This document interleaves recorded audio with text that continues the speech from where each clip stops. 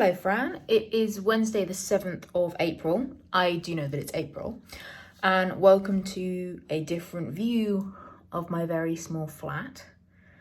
I thought it'd be exciting. You know, look at this. We've got books, a coat, a fire safety thing. Oh my goodness. The bathroom.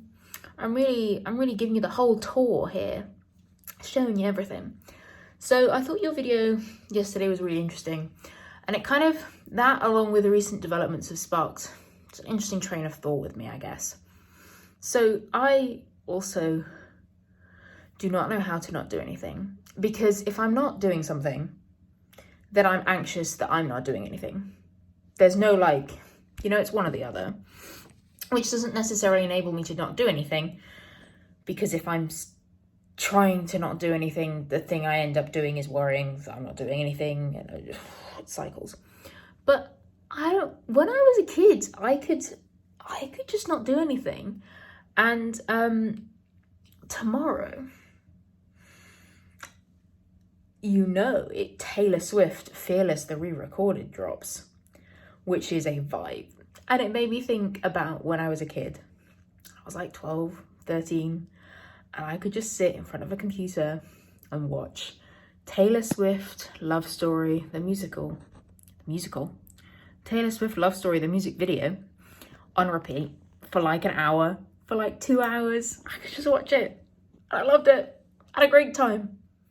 How'd I do that? For like 2 hours. Bruh, I didn't get bored.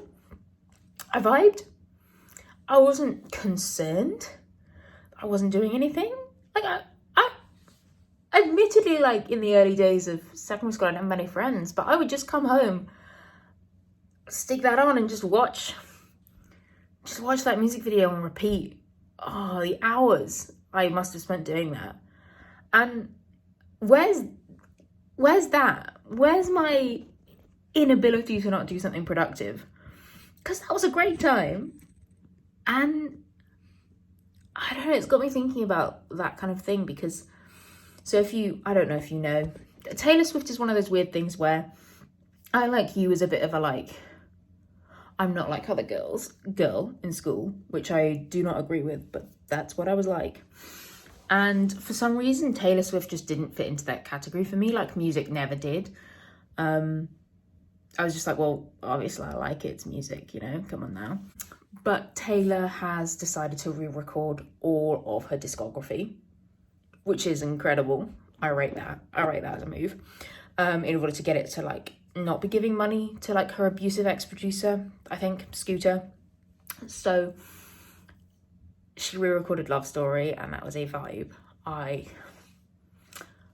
Hearing it in her adult voice, that was something else. And Fearless, which is one of her early albums, that comes out tomorrow. And it's just very strange, because that kind of music, it brings me back to a time where I didn't have to be productive and I could just exist and vibe to music that I liked. And I want to get a little bit of that back, but I don't know how. And I have multiple essay deadlines due, so I won't have the opportunity anyway. But the point is, is that I miss that. And I, like you, would like to learn how to do that again, because it must be possible. Anyway, I will hear from you tomorrow, and I will speak to you on Friday. Bye, Fran.